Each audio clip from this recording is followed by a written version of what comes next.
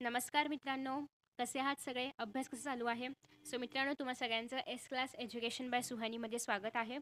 आजच्या व्हिडिओमध्ये आपण पाहतोय question number 3B that is appreciation. Appreciation कसं लिहायचं? 4 मार्कांसाठी विचारलं जातं. सो लिहिताना कोणत्या गोष्टी लक्षात ठेवायच्या? पॉईंट्स कसे लिहायचे?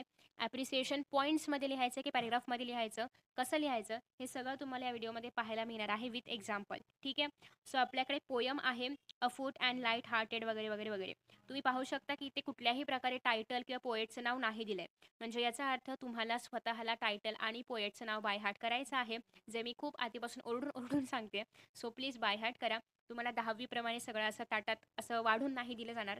कधी कधी दिलं जाऊ शकतं, पण तेवढं लक असेल तर ठीक आहे. पण मोस्टली मागच्या पेपरमध्ये आय मीन 2023ला पण अशा प्रकारे टायटल किंवा पोएट नव्हतं दिलं. सो चान्सेस आहेत की यावर्षी पण नाही दिलं जाणार. सो तुम्हाला स्वतःला हे बाय हार्ट करायचं आहे. पोयम तुम्हाला थोडीफार माहिती असली पाहिजे, नाहीतर याचं पोएट त्याला, त्याचं पोएट याला कराल असं करू नका. सो पोयम माहिती पाहिजे थोडीफार, जेणेकरून पोयम रीड करून तुम्ही त्याचं टायटल जे आहे ते लिहू शकता किंवा पोएटचं नाव लिहू शकता. ठीक आहे. तर इथे पॉईंट्स दिलेले असतात एक्झाममध्ये, कधी कधी नसतात पण दिलेले. बट जनरल पॉईंट्स आहेत. आपण जेव्हा ॲप्रिसिएशन लिहितो तेव्हा काय काय लिहिलं पाहिजे? पोएटचं नाव लिहिलं पाहिजे, पोयमचं नाव अर्थात लिहिलं पाहिजे. नेक्स्ट आहे की या पोयममध्ये थीम काय आहे पोयमची, सिग्निफिकन्स काय आहे, रायमिंग स्कीम काय आहे, पोएटिक डिव्हायसेस कोणते यूज केलेले आहेत, तुम्हाला ही पोयम आवडली का, आवडली तर का आवडली, नाही आवडली तर का नाही आवडली, अजून याच्यामध्ये काय असणं अपेक्षित होतं, तुमचे व्ह्यूज काय आहेत, आणि बस एवढंच. म्हणजे काय मेसेज आहे आणि तुमचे व्ह्यूज काय आहेत. सो हे सगळं तुम्हाला ॲप्रिसिएशनमध्ये जनरल गोष्टी लिहायच्या असतात. आता यांनी मुद्दे दिलेत, याच क्रमामध्ये आलं पाहिजे का, तर नाही. तुम्हाला ॲप्रिसिएशन लिहायचं आहे, तुम्ही वरखाली क्रम करू शकता. असं काही कंपल्शन नाही आहे की तुम्हाला याच क्रमामध्ये लिहायचं आहे. पण अगदीच वरखाली करू नका की पोएटचं नाव आणि टायटल खाली आहे आणि वरती मेसेज आहे, असं इतकं ड्रास्टिक चेंज नको आहे आपल्याला. थोडंसं तुम्ही वरखाली इन्स्पिरेशनल मेसेज, नंतर आधी ओपिनियन असं केलं तरी चालेल. ठीक आहे. सो पोयम सगळेजण रीड करू शकतात. 4 मार्कांसाठी अप्रिसिएशन आहे. कोणी स्किप करायचं नाहीये. पॉसिबल असेल तर घरातूनच रीड करून जा प्रत्येक पोयमसाठी. 8च तर पोयम आहेत, त्यातलीच कुठली तरी एक येणार आहे. त्याच्यामुळे फक्त एकदा वाचून जा 8च्या 8 पोयमचं अप्रिसिएशन. जास्त वेळ नाही लागणार, 5 ते 6 मिनिटात होतं हे. पण 4 मार्क्स पक्के होतील. ठीक आहे. सो कुठलंही बुक रेफर करा, काहीही रेफर करा, कशामधूनही करा. त्याच्याने काहीच फरक पडणार नाहीये. आता याच्यामध्ये पहिला पॉईंट तर हा आहे की तुम्हाला पोयमचं टायटल आणि त्याचं पोएटचं नाव लिहायचं आहे. टायटल तुम्हाला माहिती असलं पाहिजे, इथे नाही दिलं जाणार. सो टायटल जेव्हा तुम्ही लिहिणार तेव्हा ते छान असं इन्व्हर्टेड कॉमामध्ये टाकायचं आहे. छान वाटतं. आणि तुमचं प्रेझेंटेशन पण इथे खूप महत्त्वाचं आहे, लँग्वेजचा पेपर असल्यामुळे. सो पोयमचं नाव आहे song of the open road. हे एक पोयम आहे जे की लिहिलं आहे वाल्ट विटमन यांनी. याला पण तुम्ही हवं तर इन्व्हर्टेड कॉमा टाकू शकता. आता या पोयमबद्दल थोडंसं सांगायचं आहे. तुम्हाला इथे पाहायला मिळते की हे पॉईंट्समध्ये नाही लिहिलं आहे. सो तुम्ही 10थमध्ये ज्याप्रमाणे पॉईंट्समध्ये अप्रिसिएशन लिहायचा, तसं तुम्हाला आता नाही करायचं आहे. तुम्हाला आता 1 ते 2 पॅरेग्राफ पाडून त्याचं ॲप्रिसिएशन लिहायचं आहे.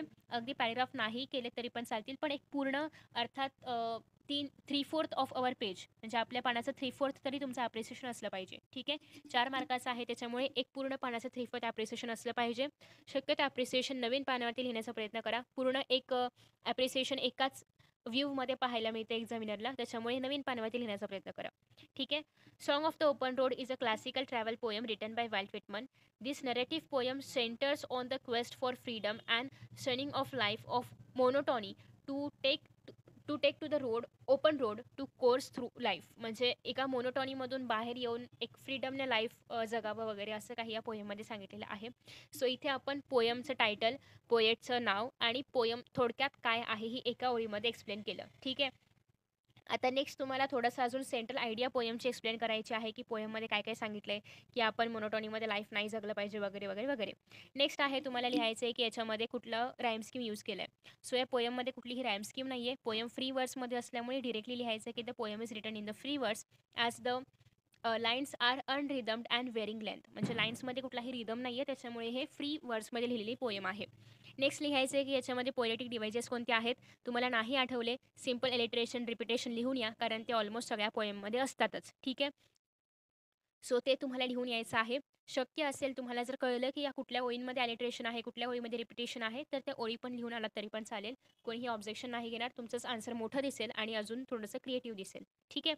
सो थर्ड पॉईंट, थर्ड नाही, फोर्थ ना, हां, फोर्थ पॉईंट हा असला पाहिजे की तुम्हाला पोएटिक डिव्हायसेस लिहायचे आहेत. त्याच्यानंतर आफ्टर दॅट नेक्स्ट आहे the use of imaginary enhances the overall appeal of the poem. Okay, so appeal of the poem वगैरे वगैरे वगैरे. आता पोएटला या पोएममधून काय मेसेज द्यायचा आहे हे तुम्हाला लिहायचं आहे आणि मग तुमचं स्वतःचं ओपिनियन काय आहे या पोएमबद्दल, पोएम रीड केल्यानंतरचं हे तुम्हाला लिहायचं आहे. I like the poem for its timeless appeal. So जे काही असेल ते तुम्हाला का आवडली पोएम ते सांगायचं आहे. Okay, done. आणि तुम्हाला जर काही फ्लॉज वाटत असेल पोएममध्ये तर ते पण तुम्ही मेन्शन करू शकता, बट तसं काही करू नका, तुमच्यावरती आहे तसं पण. बट ठीक आहे, शक्यतो पॉझिटिव्ह आन्सर घेण्याचा प्रयत्न करा. सो असं आपलं हे आन्सर आहे ॲप्रिसिएशनचं. आय होप की तुम्हाला ॲप्रिसिएशन कसं लिहिलं पाहिजे याचा एक सॅम्पल किंवा एक नमुना मिळाला असावा. तर अशाच पद्धतीने तुम्हाला ॲप्रिसिएशन लिहायचं आहे. 3/4 ऑफ अवर पेज असलं पाहिजे ॲप्रिसिएशन. आन्सर शीटचं 3/4 असलं पाहिजे.